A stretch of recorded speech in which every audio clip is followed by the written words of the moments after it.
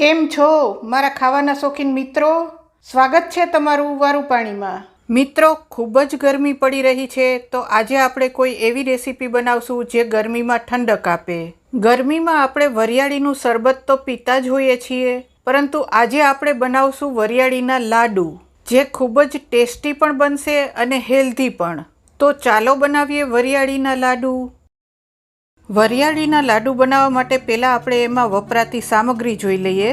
ઘરમાં રહેલી કોઈ પણ એક વાટકીનું માપ સેટ કરી અને એ પ્રમાણે તમે બધી વસ્તુ લઈ શકો. અહીં મેં બધી વાટકી એક જ સરખા માપની લીધેલી છે. 2 વાટકી વરિયાળી લીધી છે, જે વજનમાં 200 ગ્રામ છે. 2 વાટકી વરિયાળી હોય તો એ જ માપની 1 વાટકી મેં ઘઉંનો જાડો કરકરો લોટ લીધો છે. તમે ઝીણો લોટ પણ લઈ શકો. વરિયાળીનો આપણે ફાઇન પાવડર બનાવવાનો છે, એટલે 1 વાટકી વરિયાળી હોય તો એમાં 2 ચમચી ખાંડ એડ કરી અને આપણે મિક્સરમાં પીસી લેશું. એટલે અહીં 4 ચમચી મેં ખાંડ લીધી છે. 2 ચમચી ચણાનો લોટ લીધો છે. પોણો વાટકો ઘી લીધું છે. 3 ચમચી જેટલા મગજતરીના બી લીધા છે. અડધો વાટકો બદામ લીધી છે. 2 ચમચી જેટલી સૂકી દ્રાક્ષ લીધી છે. આ ડ્રાયફ્રૂટ તમારી પસંદ પ્રમાણે કોઈ પણ એડ કરી શકો. વરિયાળીના લાડુ બનાવવા માટે આપણે ખાંડનો ઉપયોગ નહીં કરીએ. આ રીતે જે સાકર આવે છે મોટી, એનો ઉપયોગ કરશું ઠંડક માટે. આ રીતે મોટી સાકર આવે છે, જેને આપણે મિશ્રી પણ કહીએ છીએ, આનો આપણે ભૂકો કરી અને લાડુમાં આપણે આ સાકરનો ઉપયોગ કરવાનો છે. મગજતરીના બી પણ ગરમીમાં ખૂબ જ ઠંડક આપે છે. આ બધી જ વસ્તુ ગરમીમાં ઠંડક આપશે. તો ચાલો બનાવવાનું શરૂ કરીએ વરિયાળીના લાડુ. એક મિક્સર જારમાં આપણે 1 વાટકી વરિયાળી લેશું. આપણે 2 વાટકી વરિયાળી લીધી હતી, એમાં આપણે 2 વખત 1 વાટકી લઈ અને પીસી લેશું. એકી સાથે બધી નહીં પીસીએ. એમાં આપણે 2 ચમચી ખાંડ એડ કરશું, જેથી વરિયાળી આસાનીથી પીસાય અને એનો ફાઇન પાવડર સરસ બની જાય. હવે આપણે વરિયાળીને પીસી લેશું. આપણે જે 1 વાટકી વરિયાળીને પીસી હતી, એનો મેં આ રીતે ફાઇન પાવડર બનાવી લીધો છે. એને આપણે એક બોલમાં કાઢી લેશું. એ જ રીતે આપણે વરિયાળીની જે બીજી વાટકી લીધી હતી, એમાં પણ 2 ચમચી ખાંડ એડ કરી અને એને પણ પીસી અને ફાઇન પાવડર બનાવી લેશું. બીજી વરિયાળીની વાટકી હતી, એને પણ આ રીતે પીસી અને ફાઇન પાવડર બનાવી લીધો છે. એને પણ આપણે આ બોલમાં કાઢી લેશું. હવે આપણે આ બોલને સાઈડમાં રાખશું. પછી આપણે જે ખાંડની બદલે મોટી સાકર લીધી હતી, મિશ્રી, એને પણ મેં પીસી અને આ રીતે ફાઇન પાવડર બનાવી લીધો છે. એને પણ આપણે સાઈડમાં રાખશું. પછી એક કડાઈમાં આપણે 2 થી 3 ચમચી જેટલું ઘી લેશું. ઘીને થોડું ગરમ થવા દેશું. ઘી થોડું ગરમ થાય એટલે આપણે જે મગજતરીના બી લીધા હતા, એને એમાં એડ કરશું. હવે આ મગજતરીના બીને આપણે ઘીમાં સાતળવાના છે. એકદમ ધીમા તાપે સાતળશું. મગજતરીના બી થોડા ફૂલી જાય અને એને ફૂટવાનો અવાજ આવવા લાગે ત્યાં સુધી આપણે એને 2 થી 3 મિનિટ માટે સાતળી લેશું.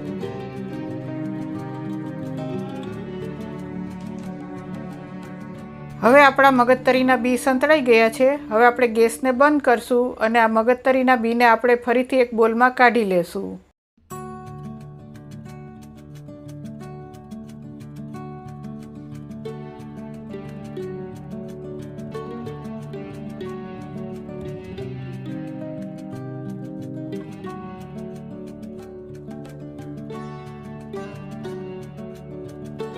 હવે એ જ કડાઈમાં આપણે જે પોણો વાટકો ઘી લીધું હતું, એ બધું જ એમાં એડ કરી દેશું. પછી આપણે જે ઘઉંનો જાડો કરકરો લોટ લીધો હતો, એને પણ આપણે એમાં એડ કરશું. ઘઉંનો જાડો જે ભાખરીનો લોટ હોય એ લીધો છે. આ જાડા લોટની બદલે તમે રોટલીનો ઝીણો લોટ પણ લઈ શકો. એમાં 2 ચમચી જેટલો ચણાનો લોટ એડ કરશું. આ ચણાનો લોટ જરૂરથી એડ કરજો મિત્રો, એનાથી ટેસ્ટ ખૂબ જ સરસ આવશે. હવે આપણે આ લોટને ઘીમાં શેકવાનો છે. આપણે જેમ સુખડીનો લોટ શેકીએ એમ આપણે આ લોટને શેકી લેશું. લોટ થોડો બદામી કલરનો થાય ત્યાં સુધી આપણે એને શેકશું. લોટ શેકતી વખતે ગેસની ફ્લેમ આપણે ધીમી જ રાખશું. મિત્રો, આવી જ નવી નવી રેસીપી જોવા માટે મારી ચેનલને સબસ્ક્રાઈબ કરો, લાઈક કરો, શેર કરો, કોમેન્ટ કરો. ધીમા તાપે લોટ 5 થી 7 મિનિટ શેકાય અને થોડો કલર ચેન્જ થાય પછી આપણે એમાં મોટી 2 ચમચી જેટલી દૂધની મલાઈ એડ કરશું. ઘરમાં આપણે દૂધની જે ફ્રેશ મલાઈ ઉતારતા હોય એ જ ફ્રેશ મલાઈ મેં લીધેલી છે. એને આમાં એડ કરશું. આ દૂધની મલાઈ એડ કરવાથી આપણા લાડુમાં સરસ માવા જેવો ટેસ્ટ આવશે. ફરીથી આપણે લોટને 5 થી 7 મિનિટ માટે શેકવાનો છે.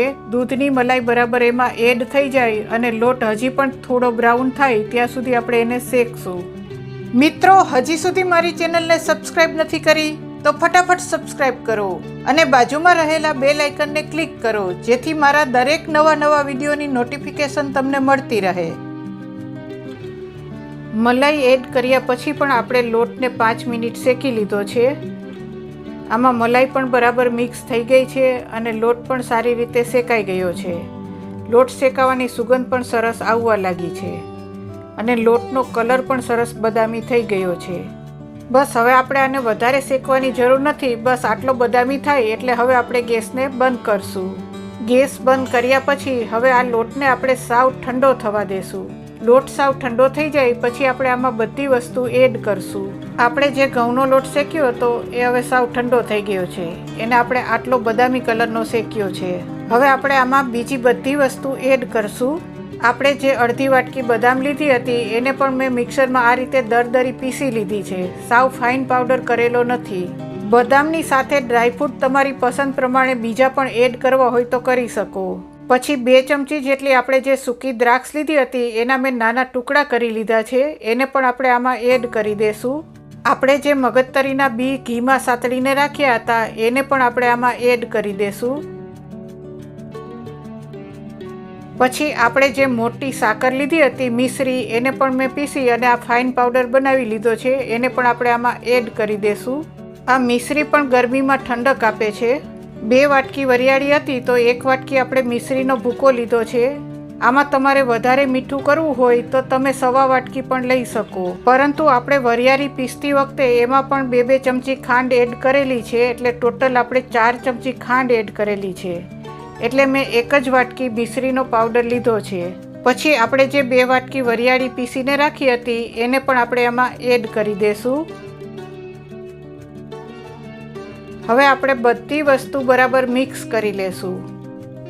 મિત્રો, આવી જ નવી રેસીપી જોવા માટે મારી ચેનલને સબસ્ક્રાઇબ કરો, લાઈક કરો, શેર કરો, કોમેન્ટ કરો.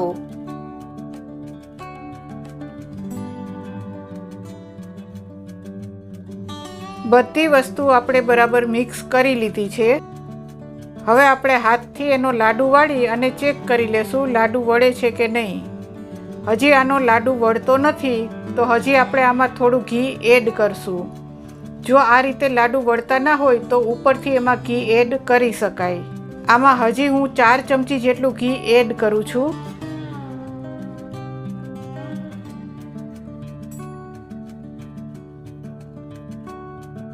ફરીથી બધી વસ્તુ હાથથી જ આપણે બરાબર મિક્સ કરી લેશું.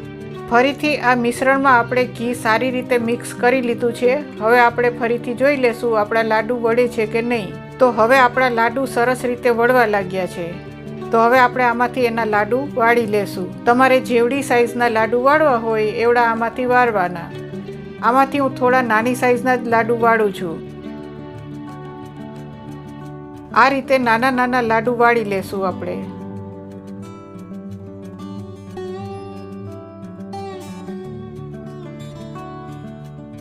આ રીતે આપણે બધા જ લાડુ વાળી લેશું.